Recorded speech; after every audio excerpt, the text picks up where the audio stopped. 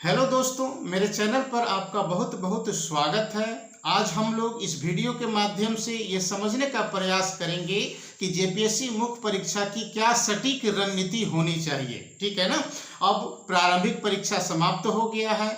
आप अब ये समझ गए होंगे कि आपका सिलेक्शन होगा या नहीं होगा। यदि आप प्रारंभिक परीक्षा पास कर रहे हैं, मुख्य परीक्षा कमिंग सेम में आप देंगे, तो ये वीडियो आपके निश्चित रूप से काम आएगा। ठीक है। अब कम समय में हम लोग जेपीएससी मुख्य परीक्षा को कैसे तैयार करें, क्या हमारा रणनीति होगा, किन किताबों को हम लोगों को आधार बनाना चाहिए। ठीक है। कौन कौन सा टॉपिक 7th जेपीएससी के लिए महत्वपूर्ण है, इन सब पर हम लोग चर्चा करेंगे। सबसे पहले हम लोग सिलेबस को थोड़ा सा समझने का प्रयास करेंगे। मुख्य परीक्षा का जो सिलेबस है उसमें 6 पेपर हैं। पहला जो पत्र है वो हिंदी और अंग्रेजी का पत्र है।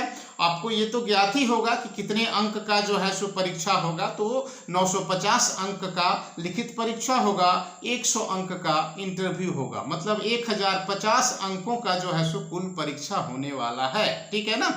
अब फर्स्ट जो पेपर हम लोगों का होगा, है ना, 6 पेपर टोटल है। उसमें पहला जो पत्र है वो सामान्य हिंदी और सामान्य अंग्रेजी का पत्र है, जिसमें 50 नंबर हिंदी और 50 नंबर अंग्रेजी से होगा। इसमें आपको सिर्फ 30 नंबर लाना होगा। यह एक क्वालिफाइंग पेपर होगा, इसका मार्क्स मेरिट लिस्ट में ऐड नहीं होगा। ठीक है ना। तो हिंदी और अंग्रेजी का जो प्रश्न होगा उसका लेवल मैट्रिक स्तर का होगा, मतलब पहले पत्र में आपको जरा भी ज्यादा दिमाग नहीं लगाना है, सामान्य तरीके से चीजों को देखना है। ठीक है ना। यदि आपका अंग्रेजी कमजोर है तो ये कोशिश करना है कि हिंदी का 50 अंक जो होगा उसमें 50% आप नंबर ले आए, मतलब 25 नंबर हिंदी से अगर आपका आ जाता है तो कितनों अगर कमजोर रहेगा अंग्रेजी तो 10 नंबर कम से कम तो आप ले ही आइएगा, है ना। मतलब कि फर्स्ट पेपर में क्वालिफाई करने में आपको कोई दिक्कत नहीं होना चाहिए। ठीक है ना। कम से कम मुख्य परीक्षा में शामिल होने वाले अभ्यर्थी से यह अपेक्षा तो किया ही जाता है कि हिंदी और अंग्रेजी के पेपर में वो क्वालिफाई कर जाए। ठीक है ना। उसके लिए विशेष अध्ययन की आवश्यकता नहीं है, परीक्षा के 5 दिन पहले भी उसको आप देखिएगा तो काम चल जाएगा। ठीक है ना। एक सामान्य व्याकरण का किताब, हिंदी व्याकरण का किताब और एक सामान्य इंग्लिश ग्रामर का किताब, इसके लिए आपको कंसल्ट करना है ना। कोई भी स्तरीय हिंदी व्याकरण की किताब को आप देख सकते हैं और इंग्लिश ग्रामर की किताब को जो है सो आप देख सकते हैं। प्रश्न बहुत ही सामान्य होते हैं। प्रीवियस ईयर के क्वेश्चंस को, 6 जेपीएससी के क्वेश्चंस को आप देख लेंगे, आप समझ जाएंगे कि कितना आसान होगा इसमें क्वालिफाई करना। ठीक है। अब दूसरा जो पेपर है तो दूसरा पेपर लैंग्वेज और लिटरेचर का पेपर है। लैंग्वेज और लिटरेचर के में कौन कौन सा लैंग्वेज लिटरेचर है उसका एक लिस्ट सिलेबस में आपको मिलेगा, जिसमें कोई एक लैंग्वेज और लिटरेचर आपको रखना है ना। शायद 15 का लिस्ट है, 15 में से एक सब्जेक्ट आपको रखना होगा, एक लैंग्वेज का पेपर रखना होगा। तो कौन सा लैंग्वेज लिटरेचर का पेपर आप रखें, तो निश्चित रूप से जो रीजनल पेपर है तो रीजनल पेपर्स के साथ आपको जाना चाहिए, चाहे आप खोरठा रखें या नागपुरिया रखें, पंच परगनिया रखें, है ना। मतलब कि ये जो रीजनल जो लैंग्वेज लिटरेचर का पेपर है इसमें मार्क्स आपका ज़्यादा आएगा हिंदी की अपेक्षा। इसलिए अगर हिंदी के साथ जाने का आप सोच रहे हैं तो एक बार फिर से पुनर्विचार कीजिए। यदि आपका हिंदी वाला बैकग्राउंड नहीं है, मतलब कि ग्रेजुएशन पीजी लेवल तक अगर आप हिंदी पढ़े हुए हैं, हिंदी लिटरेचर से अगर आप ग्रेजुएट हैं या पीजी किए हुए हैं, तो आप हिंदी लिटरेचर के साथ जाइए। लेकिन यदि आपका हिंदी वाला बैकग्राउंड नहीं है ना, तो आप निश्चित रूप से खोरठा या नागपुरी के साथ जाइए, क्योंकि इसमें आपको मार्क्स ज़्यादा आएंगे। क्षेत्रीय स्तर पर ही इसके कॉपी का मूल्यांकन भी होता है और क्षेत्रीय स्तर पर क्वेश्चन भी सेट किए जाते हैं। कुछ ही ऐसे टीचर हैं झारखंड में जो ऐसा करते हैं, तो इसमें आप आसानी से अच्छा कर सकते हैं। तो खोरठा या नहीं तो मेरा सुझाव है नागपुरिया, इन दोनों में से कोई भी एक आप जो है सो रख सकते हैं। ठीक है ना। अगर पंच परगनिया में आपका कमांड है तो पंच परगनिया भी जो है सो आप रख सकते हैं। जनजातीय भाषाओं में आप अगर संथाली बढ़िया है, आपका संथाली बैकग्राउंड रहा है, आपकी मातृभाषा संथाली रही है, तो संथाली लैंग्वेज लिटरेचर भी आप जो है सो रख सकते हैं। ठीक है ना। तो ये आपका है। ठीक है। आपको डिसाइड करना है। हिंदी के साथ तो कम से कम बैकग्राउंड अगर नहीं होगा तो हिंदी सब्जेक्ट को आप मत ही रखिएगा, मेरा यह व्यक्तिगत सुझाव है ना। नागपुरिया, खोरठा, संथाली, पंच परगनिया, इन्हीं सब विषयों में से किसी एक विषय को रखिए। इस विषय के जो एक्सपर्ट टीचर हैं उनसे आप कंसल्ट कीजिए, है ना, कि कैसे इसको तैयार करना है। पिछले साल के क्वेश्चंस को भी आप देखेंगे तो आप बहुत कुछ अनुमान लगा सकते हैं, ठीक है। अब आता है थर्ड पेपर। थर्ड पेपर जो है वो हिस्ट्री और ज्योग्राफी वाला पेपर है। 200 अंकों का ये पेपर है, ठीक है ना। लैंग्वेज लिटरेचर का पेपर 150 अंकों का था, तो यहाँ पर अब जो 3, 4, 5 और 6 जो पेपर है ये 200 अंकों का होगा, है ना। मतलब 200 करके, मतलब 4 पेपर हो गए तो 800 और इधर 150, मतलब कि 950 अंकों का मुख्य परीक्षा में आपका मेरिट के लिए उपयोग किया जाएगा, ठीक है ना। फर्स्ट पेपर का मार्क्स नहीं जुटेगा, ठीक है। अब जो तीसरा जो पेपर है वो हिस्ट्री और ज्योग्राफी का पेपर है। तो हिस्ट्री और ज्योग्राफी का पेपर 100 अंक का है और इसमें आपको 40 अंक का 200 नंबर का जो एग्जाम होगा, इसमें 40 अंक आपको ऑब्जेक्टिव क्वेश्चंस के माध्यम से मिलेगा, ठीक है ना। मतलब कि 10 क्वेश्चन हिस्ट्री से और 10 क्वेश्चन ज्योग्राफी से आपका ऑब्जेक्टिव होगा, ठीक है। मतलब कि टोटल 5 क्वेश्चंस में से 1 क्वेश्चंस जो है सो आपका ऑब्जेक्टिव हो गया, बच गया आपके पास 4 क्वेश्चंस, है ना। अब 4 क्वेश्चंस का ही दीर्घ उत्तरीय प्रश्न आपको जो है सो लिखना है। और हिस्ट्री वाला जो सिलेबस है, तो हिस्ट्री का जो सिलेबस है हम लोग पाते हैं कि ये 4 खंड में जो है सो बटा हुआ है ना। 4 खंड में प्राचीन भारत का इतिहास, मध्यकालीन भारत का इतिहास, आधुनिक भारत का इतिहास और झारखंड का इतिहास, ये 4 खंड है। चारों खंड से एक एक प्रश्न जो है सो परीक्षा में पूछा जाएगा। आप 2 प्रश्न का उत्तर दीजिएगा। तो इसमें क्या करना चाहिए, कोई भी 2 खंड आप हटा सकते हैं, ठीक है ना। और 2 ही खंड पर जो है सो आपको कमांड करना है, ताकि आप जो है सो क्वेश्चंस का आंसर कर दें, है ना, कम समय में। मतलब 100% सिलेबस आपको पढ़ने की आवश्यकता नहीं है, ठीक है ना। सिर्फ 2 खंड आप सेलेक्ट कीजिए। तो क्या 2 खंड आप सेलेक्ट कीजिएगा, तो एक तो झारखंड वाला खंड आपका निश्चित रूप से होगा, इसको हटाना नहीं है ना, क्योंकि झारखंड वाले खंड से काफी कम टॉपिक जो है सो पढ़ना है, छोटा है इसका सिलेबस, तो झारखंड से आंसर देना अच्छा भी रहेगा। तो इसलिए झारखंड वाला खंड एक आपका रहेगा। ये झारखंड वाला जो खंड है, तो इसमें कुछ टॉपिक हैं, जैसे आदि धर्म वगैरह है ना, बिरसा मुंडा है ना, सदान की संकल्पना है, ताना भगत आंदोलन, झारखंड में स्वतंत्रता आंदोलन, छोटा सा खंड है ये। तो इसमें आप पूरा टॉपिक को आप देख जाइए, एक प्रश्न आपका नहीं छूटेगा, ठीक है ना। अब बचा आपके लिए कि भाई दूसरा प्रश्न आपका कौन सा होगा, किस खंड से करना है। तो देखिए, प्राचीन भारत का इतिहास वाला जो खंड है, इसमें टॉपिक ज्यादा आपको पढ़ना है। मध्यकाल वाला जो टॉपिक है, मध्यकालीन भारत का इतिहास में कम टॉपिक आपको पढ़ना है। और स्पष्ट है कि ये पढ़ करके जाइएगा तो आंसर आप क्वेश्चन जो है सो निश्चित रूप से आपका इसमें आ जाएगा, है ना। जैसे कि मेरा सुझाव रहेगा कि मध्यकालीन भारत का इतिहास वाला खंड आप बढ़िया से तैयार कीजिए और झारखंड वाला खंड जो है सो आप बढ़िया से तैयार कीजिए। मध्यकालीन भारत के अंतर्गत आप अलाउद्दीन खिलजी को बहुत बेहतर तरीके से तैयार कर लीजिए, क्योंकि पिछले बार मोहम्मद बिन तुगलक से प्रश्न आया था, तो इस बार अलाउद्दीन खिलजी से जो है सो प्रश्न रहेगा। इसके अतिरिक्त अकबर की जो नीतियां थी, है ना, उसकी जो राजपूत नीति थी, उसकी जो धार्मिक नीति थी, औरंगजेब की जो राजपूत नीति थी, उसकी जो धार्मिक नीति थी, इसको बढ़िया से आपको तैयार कर लेना है। मनसबदारी व्यवस्था को, जागीरदारी व्यवस्था को, दोनों में क्या अंतर है, इसको बढ़िया से तैयार कर लेना है। और शिवाजी को बढ़िया से तैयार कर लेना है। आपका एक प्रश्न यहीं से रहेगा और कुछ नहीं पढ़िए आप, ठीक है। इतना टॉपिक आप जो है सो मेडिवल हिस्ट्री में कर लीजिए, यहाँ से एक प्रश्न आपका निश्चित रूप से आएगा ही आएगा, ठीक है ना।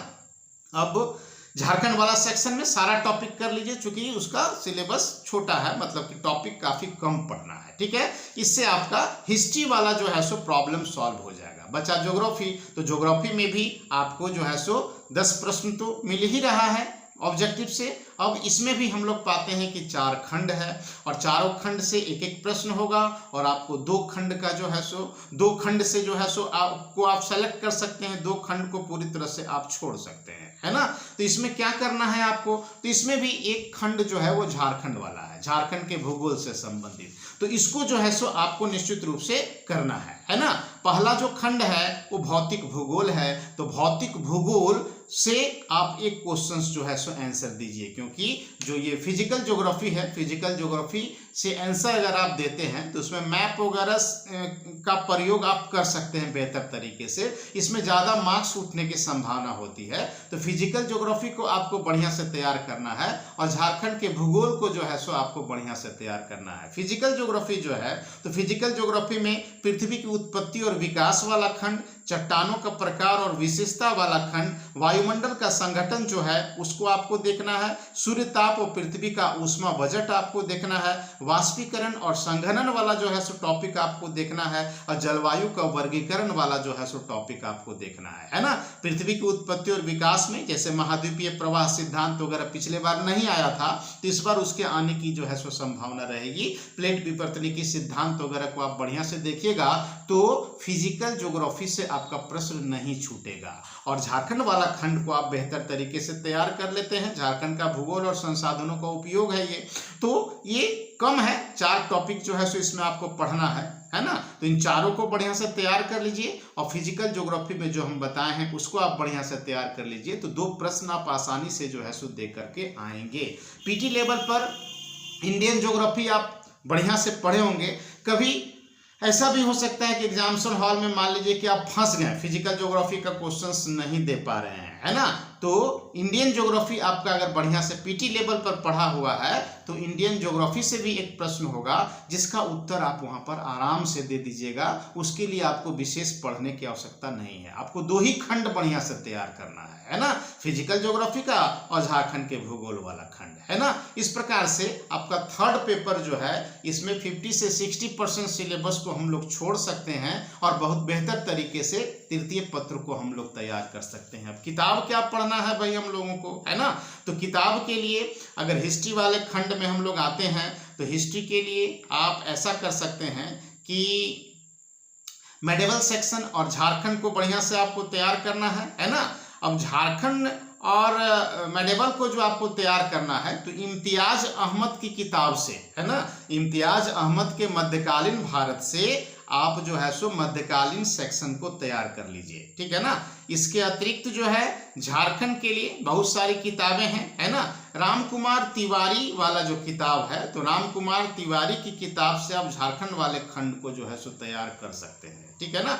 इसके अतिरिक्त क्या है कि अगर आप चाहते हैं कि कुछ क्वेश्चंस रिजर्व के रूप में करके जाएं, कि अगर मेडिवल में फंस गए तो मॉडर्न से कुछ क्वेश्चंस हम तैयार कर ले, है ना। तो मॉडर्न से गांधीवादी चरण को आप देख करके जा सकते हैं, है ना। जैसे मान लीजिए कि अभी असहयोग आंदोलन का 100 साल जो है सो हो रहा है ना। तो असहयोग आंदोलन से संबंधित प्रश्न आ सकता है परीक्षा में, खिलाफत आंदोलन से प्रश्न, रॉलेट एक्ट से प्रश्न, जालियांवाला बाग हत्याकांड से प्रश्न, है ना। मतलब गांधीवादी चरण को आपको बढ़िया से देखना और असहयोग आंदोलन को बढ़िया से जो है सो देख करके जाना है, ठीक है ना। भारत विभाजन को भी जो है सो बढ़िया से आपको समझ करके जाना है, तो उससे जो है सो आपका क्वेश्चंस छूटेगा नहीं। और एग्जामिनेशन हॉल में आपको ध्यान रखना है कि क्वेश्चंस का जो आप सिलेक्शन कीजिएगा तो ऐसे क्वेश्चंस का आप सिलेक्शन कीजिएगा जिसका आंसर थोड़ा सा चैलेंजिंग हो, मतलब बहुत ही सरल ना हो, क्योंकि सरल जो क्वेश्चंस होता है तो सभी लड़के करीब करीब उसी को जो है सो सेलेक्ट करते हैं और उसमें एवरेज मार्किंग हो जाता है। जैसे मान लीजिए कि क्वेश्चंस आपका पूछ दिया कि 1857 के विद्रोह के कारणों का वर्णन कीजिए, है ना, क्या कारण था। तो कॉमन क्वेश्चंस है ये, हर लड़का इसको सेलेक्ट करेगा और इसका आंसर लिखना वो पसंद करेगा क्योंकि वो जान रहा है ना। तो इस प्रकार के प्रश्न के चयन में सावधान रहिए, ऐसे प्रश्नों को सेलेक्ट नहीं कीजिएगा। चैलेंजिंग जिसमें हो, है ना, जिसमें चैलेंज हो, उत्तर लिखने में, है ना, कुछ नयापन हो, है ना, तो ऐसे क्वेश्चंस को जो है सो आपको चुनना है एग्जामिनेशन हॉल में, है ना। तो एक तो मेडिवल इंडिया इम्तियाज अहमद से करना है, राम कुमार तिवारी की किताब से झारखंड वाले खंड को जो है सो आप कर सकते हैं। और भी बहुत सारी पुस्तकें हैं, जो भी आपको अच्छा लगे, जहां भी आपको मटेरियल मिल रहा है उसका, तो उससे आप उसको जो है सो कर लें, ठीक है ना। आधुनिक भारत वाला खंड है, गांधीवादी जो चरण है ना, तो स्पेक्ट्रम का जो आधुनिक भारत है, तो स्पेक्ट्रम के आधुनिक भारत से आप आधुनिक भारत वाला खंड आप कर सकते हैं, ठीक है ना। हिस्ट्री में प्राचीन भारत हम करने के लिए आपको इसीलिए नहीं बोल रहे हैं, मतलब कि प्राचीन भारत में क्या है कि एक तो है क्या कि टॉपिक बहुत ज्यादा पढ़ना है, और क्वेश्चंस में क्या है कि क्वेश्चंस को कई तरह से ट्विस्ट करके जो है सो पूछ सकता है, और बैकग्राउंड अगर इतिहास वाला आपका नहीं है तो प्राचीन भारत खंड में आप फंस सकते हैं। मतलब आपका उत्तर बहुत ज्यादा जो है सो बढ़िया नहीं हो पाएगा, ठीक है ना, वहाँ आप फंस सकते हैं। इसलिए रिस्क नहीं लेना है। मेडिवल इंडिया से आपको तैयार कीजिए, झारखंड वाले खंड को जो है सो आप तैयार कीजिए, ज्योग्राफी में फिजिकल ज्योग्राफी को तैयार कीजिए और झारखंड के भूगोल को जो है सो आप तैयार कीजिए, है ना। अब ज्योग्राफी के लिए आप महेश वर्णवाल की किताब को जो है सो कंसल्ट कर सकते हैं, सविंदर सिंह की किताब को जो है सो आप कंसल्ट कर सकते हैं। महेश वर्णवाल में मोटा मोटी ठीक ठाक दिया हुआ है ना। तो एक कंसेप्ट जो है सो आपको दिमाग में रख लेना है, ठीक है, क्योंकि क्वेश्चन जो है तो ये सीधा सीधा नहीं पूछेगा, है ना। आंसर का फ्रेमिंग आपको एग्जामिनेशन हॉल में ही करना है, ठीक है ना। इसलिए यूनिवर्सिटी एग्जाम की तरह जो है सो आप ये सोचते हैं कि कुछ क्वेश्चंस को रट लेंगे और जाकर वहाँ लिख देंगे, तो ऐसा नहीं है। कमीशन के एग्जाम में क्या होता है कि क्वेश्चन सीधा नहीं होता है, क्वेश्चंस को ट्विस्ट करके पूछा जाता है और एक साथ आपसे कई तरह की जानकारी ले लिया जाता है उसमें, ठीक है ना। तो इसलिए चीजों को आप समझ लीजिए, समझ जो है सो आपको विकसित कर लेना है, फिर जैसा क्वेश्चंस होगा उस अनुरूप जो है सो आप एग्जाम में लिखिएगा, है ना। आंसर का फ्रेमिंग एग्जामिनेशन हॉल में आप क्वेश्चंस के अनुरूप जो है सो कीजिएगा। इसलिए रटना नहीं है, चीजों को समझना है और कुछ फैक्ट्स के लिए आप फुट नोट्स भी जो है सो बना सकते हैं, ठीक है ना। अब जैसे मान लीजिए कि चट्टान पढ़ रहे हैं, भूगोल में चट्टान पढ़ रहे हैं, चट्टान की विशेषता, तो कुछ महत्वपूर्ण फैक्ट्स को आप कलेक्ट भी कर सकते हैं, है ना, ताकि उन तथ्यों की जानकारी जो है विश्लेषण के क्रम में जो है सो जब पड़ेगी तो उसका आप आसानी से जो है सो निराकरण कर सकते हैं, ठीक है। अब फोर्थ जो पेपर है हम लोगों का, तो फोर्थ पेपर भारतीय संविधान मतलब इंडियन पॉलिटी और पब्लिक एडमिनिस्ट्रेशन से जो है सो संबंधित है ना। ये जो फोर्थ पेपर है हम लोगों का, तो फोर्थ पेपर में हम लोग पाते हैं कि खंड जो क है, माने पहला जो खंड है तो ये इंडियन पॉलिटी से रिलेटेड है और खंड जो बी है तो ये पब्लिक एडमिनिस्ट्रेशन गुड गवर्नेंस से संबंधित जो है सो खंड है। इसमें क्या करना है, तो सेम वही पैटर्न रहेगा। इसमें एक क्वेश्चन ऑब्जेक्टिव होगा, है ना, जिसमें 10 क्वेश्चंस इंडियन पॉलिटी से ऑब्जेक्टिव होगा, 10 क्वेश्चंस पब्लिक एडमिनिस्ट्रेशन से ऑब्जेक्टिव होगा। इसके अतिरिक्त जो है सो आपको 4 प्रश्न का जो है सो उत्तर देना है ना। खंड ए जो है मतलब इंडियन पॉलिटी वाला जो खंड है, इसमें 4 प्रश्न आपसे पूछे जाएंगे और 2 प्रश्न का जो है सो आपको उत्तर देना है। पब्लिक एडमिनिस्ट्रेशन में भी 4 प्रश्न आपसे पूछे जाएंगे और 2 प्रश्न का जो है सो उत्तर आपको देना है ना। तो इंडियन पॉलिटी वाले खंड में क्या कीजिएगा कि प्रस्तावना से लेकर के नीति निर्देशक तत्व जो है ना, तो जैसे संविधान की प्रस्तावना है, भारतीय संविधान का मूल लक्षण है ना, फिर मौलिक अधिकार है, कर्तव्य है, नीति निर्देशक तत्व है ना, जनहित याचिका है। इसको अगर आप बढ़िया से कर लेते हैं, मतलब प्रस्तावना से नीति निर्देशक तत्व तक, है ना, अगर आप ये चारों खंड को कर लेते हैं तो एक क्वेश्चन यहीं से रहेगा आपका, है ना। उसके बाद राज्य की कार्यपालिका को आप बढ़िया से तैयार कर लीजिए। राज्य की कार्यपालिका मतलब राज्यपाल की शक्तियों को, उनके कार्यों को, मुख्यमंत्री को उनके कार्यों को, अधिकारों को, पंचायती राज व्यवस्था, नगर पालिका आदि वाला जो खंड है ना, सिलेबस आप देखिएगा। तो राज्य सरकार वाला जो खंड है तो इसको बढ़िया से कर लीजिए और आरंभ का 4 टॉपिक जो है सो आप कर लीजिए। आपका 2 क्वेश्चंस यहाँ से आ जाएगा, ठीक है ना। आपको अतिरिक्त ज्यादा प्रेशर लेने की आवश्यकता नहीं है ना। रिजर्व के रूप में कुछ करना चाहते हैं तो संविधान का जो आपातकालीन उपबंध है ना, भारत का नियंत्रक एवं महालेखा परीक्षक है, भारत का निर्वाचन आयोग है, राजनीतिक दल और दबाव समूह है ना। तो ये सब छोटा छोटा खंड है जिसका कंसेप्ट आपके दिमाग में होगा। प्रारंभिक परीक्षा की तैयारी के दौरान ये सारा चीज आप पढ़े होंगे और मुख्य परीक्षा में अगर क्वेश्चन कहीं आप फंस भी जाते हैं तो प्रारंभिक परीक्षा की पढ़ाई का जो नॉलेज है तो उससे आप उसका आंसर कर सकते हैं। पब्लिक एडमिनिस्ट्रेशन वाला जो मामला है तो पब्लिक एडमिनिस्ट्रेशन में भी आरंभ का जो 3 खंड है उससे एक प्रश्न आपका रहेगा, है ना। मतलब लोक प्रशासन का जो इंट्रोडक्शन है ना, परिचय, अर्थ, क्षेत्र और महत्व, इसके बाद सार्वजनिक और निजी प्रशासन और संघ का प्रशासन, ठीक है ना, इससे एक प्रश्न आपका रहेगा, है ना। राज्य प्रशासन जो है तो राज्य सचिवालय, प्रधान सचिव जो है, मुख्यमंत्री का कार्यालय, है ना, वाला जो खंड है यहाँ से एक क्वेश्चन आपका होगा। डिस्ट्रिक्ट एडमिनिस्ट्रेशन को आपको बढ़िया से कर लेना है ना।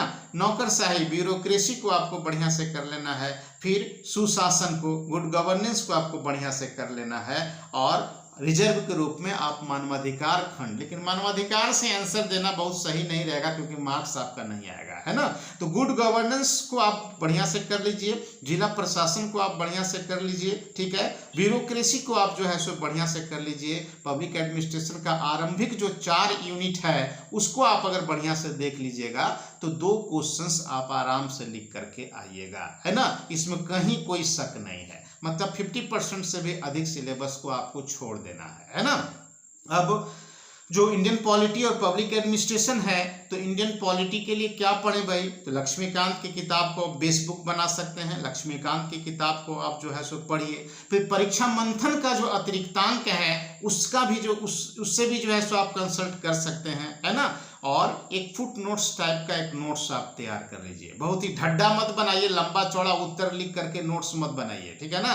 टू द पॉइंट चीजों को आप रखिए कि फंडामेंटल राइट है तो फंडामेंटल राइट में भैया ये बातें हैं, है ना। उसको दिमाग में सेट रखिए कि अगर इस तरह से प्रश्न आएगा तो इसको इस तरह से जो है सो हमको इसका आंसर करना है, ठीक है।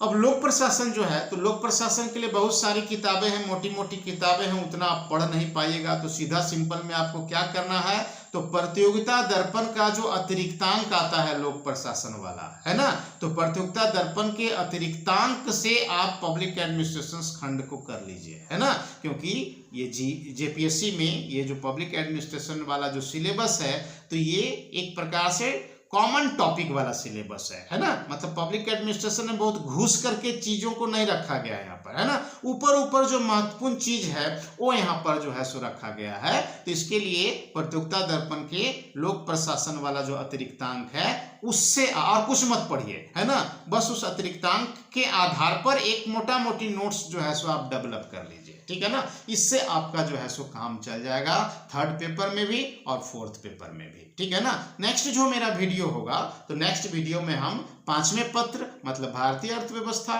और 6ठे पत्र जो जनरल साइंस टेक्नोलॉजी वाला एनवायरनमेंट वाला जो खंड है उस पर जो है सो हम बात करेंगे और कुछ सेलेक्टेड यूनिट्स के बारे में आपको हम बताएंगे। धन्यवाद।